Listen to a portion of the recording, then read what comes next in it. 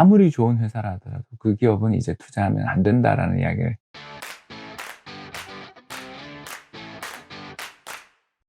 안녕하세요. 28년차 이코노미스트 홍춘욱입니다.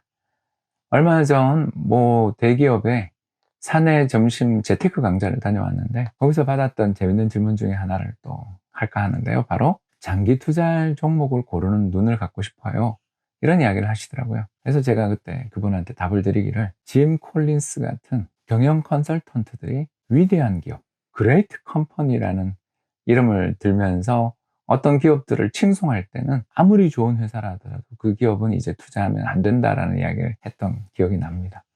왜 그럴까 이렇게 생각해 보면, 위대한 기업이라고 칭송받을 때 그 기업의 참가자들, 그 기업의 내부자들이 방심하는 것 같더라고요. 그렇기 때문에 주식시장에서 좋은 기업 고르는 방법은 참 어려운데, 나쁜 기업, 다시 말해서 주가가 좀 앞으로 하락할 기업을 고르는 거는 쉽더라고요. 전 세계 사람들이, 경영 컨설턴트들이 입을 함께 모아서 위대한 기업이네, 최고의 경영자네 하고 표창할 때가 그 회사의 주식을 매도할 때다라는 것을 발견할 수 있고요. 실제로 이 그림은 벨기에 주식시장에서의 성과를 보여주는데 굉장히 재밌죠. 그림에서 나타나는 바는 그해 최고의 경영자상이라든가 위대한 기업으로 표창받았던 기업들은 그 뒤 참혹한 성과를 달성하고 주식시장의 주가 수익률보다 훨씬 부진하다라는 그런 이야기를 들려주고 있습니다. 결국 이런 이야기들을 듣고 나면, 야, 이거 어떻게 투자해야 되냐 고민이 많이 될 텐데요. 결국 저는 10년, 20년 투자할 만한 장기적인 기업을 찾는 건 현재로서는 불가능하다라는 말씀을 드릴 수밖에 없고요. 결국 이번 사이클, 한 5년, 10년짜리 경기 순환의 사이클에서 그래도 이 회사 투자하면 큰 손실은 보지 않을 수 있어요 하는 기업들을 말씀드릴 수 있다 정도밖에 할 수가 없는 것 같아요. 그럼 어떤 기업들이 좋은 기업이냐고요? 해자가 있는 기업들입니다. 해자가 뭐냐? 모트가 뭐냐?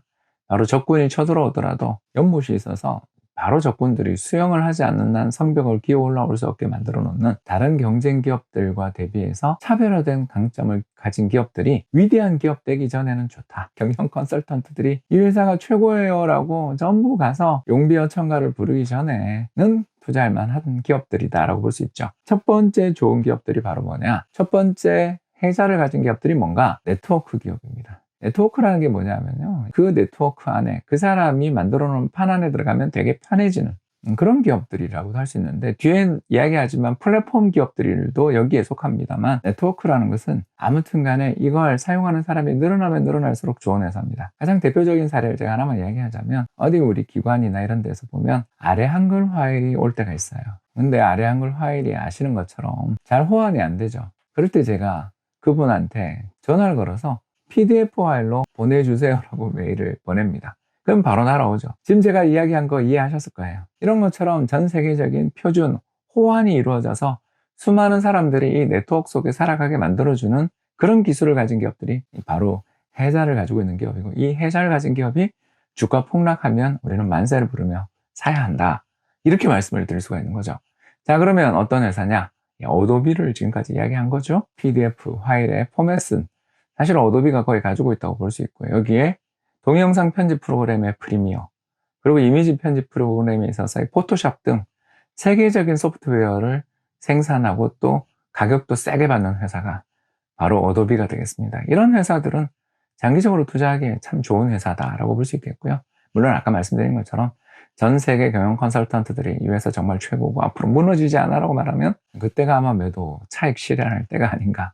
그때까지는 괜찮아 보인다, 이 정도 말씀을 드릴 수가 있겠고요. 이제 두 번째 해자는 컨텐츠를 가지고 있는 회사들입니다. 앞으로 이 영향력들은 점점 더 커질 것 같아요. 남이 도저히 건드릴 수 없는 라이센스, 특허, 이런 걸 가지고 있는 컨텐츠를 가진 기업들 한번 찾아보자고요. 저는 당장 디즈니가 먼저 떠오르던데, 이런 디즈니 말고도 아마 좋은 컨텐츠들을 다량 생산하고 남이 이거 카피하는 순간 소송 걸어서 큰 돈을 뜯어내는 특허 괴물, 컨텐츠 괴물이 될 수 있는 회사들은 상당히 앞으로 미래가 있지 않냐, 이렇게 볼 수 있겠고요. 최근 넷플릭스 같은 경우가 이 네트워크 기업으로 보일 수도 있지만 저는 컨텐츠 기업처럼 보이더라고요. 넷플릭스에서 만들어 놓은 재밌는 영상물들을 보기 위해서는 어쩔 수 없이 넷플릭스 가입해야 되잖아요. 이런 컨텐츠의 힘들이 굉장히 앞으로 중요해지는 세상이 오지 않겠냐라는 생각이 들어서 디즈니가 갑자기 떠올랐습니다. 어떤 분이 그러시더라고요. 무인도에 표류했는데 빨리 구조받고 싶다면 미키마우스 그림을 크게 그려라. 인공위성을 보면서 전 세계 미키마우스를 찾고 있던 이 회사가 소송을 걸기 위해 당신을 찾아올 것이다, 이런 이야기 하잖아요. 그만큼 무서운 기업이 바로 디즈니가 되겠습니다. 그리고 주식 투자자 입장에서는 이렇게 마음에 드는 기업도 잘 없지 않냐, 이렇게 생각을 할 수가 있겠고요. 또 다른 혜자를 가지고 있는 기업을 하나 더 설명하자면 생산 비용이 저렴한 회사입니다. 이런 회사들은 정말 소비자들의 사랑을 받을 수밖에 없죠. 다른 기업들과 비교해서 상당히 괜찮은 품질 혹은 압도적인 품질을 가지고 있으면서도 값은 싸다, 적기에 공급을 해준다. 참 이런 회사는 정말 매력적이고 또 주가가 폭락할 때 제일 먼저 사야 될 회사 중에 하나라고 볼 수 있겠죠. 대표적인 회사가 삼성전자다, 저는 그렇게 생각을 하는데요. 혁신을 이끌어내는 능력도 참 대단하지만 저는 이 비용 절감, 그리고 어떤 산업이든 뛰어들어가기만 하면 그 산업 내에서의 가격 파괴를 주도하는 이 높은 생산성에 대해서 찬탄을 보내게 됩니다. 물론 아까도 말씀드린 것처럼 이 회사에 대한 사람들이 모두 우러러 본다면 그때는 또 조심해야 되겠죠. 마지막 이야기는 아까 처음에 이야기했었던 플랫폼 기업들입니다. 플랫폼이 뭐냐 이렇게 물으시는 분이 많은데 장터입니다. 가장 대표적인 장터 하나를 제가 살짝 이야기하자면 지금으로부터 한 1000년 전 정도에 유럽에서 가장 유명한 장터가 바로 샹파뉴 지방이었다고 합니다. 샴페인이 나오는 바로 그곳이죠.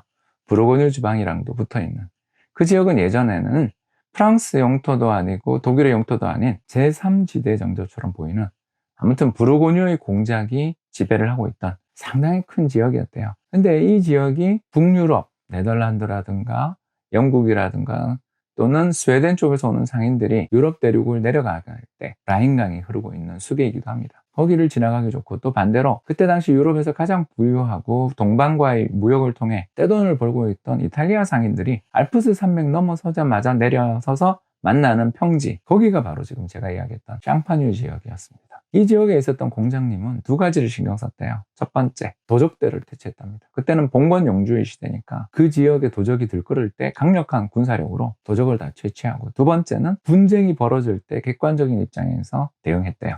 근데 어느 날 영국에서 온 상인이 이탈리아 상인한테 큰 사기를 당했대요. 자, 그러자 이 샹파뉴 백작이 어떻게 했냐면요, 앞으로 이탈리아 상인들은 샹파뉴 오지 마, 이 한마디를 딱 하는 순간 그 권력자를 뒤에 등에 업은 그 이탈리아 상인이 갑자기 엎드리더니 공장님 잘못했습니다, 제가 사기친 돈 다 돌려드리겠습니다 라고 싹싹 빌더래요. 이게 바로 플랫폼입니다. 세계 수많은 나라들이 상인들은 만나려면 여기밖에 오면 다 해결이 되는데 이 플랫폼을 이용하지 못하게 되는 순간 그 상인은 퇴출되는 거예요.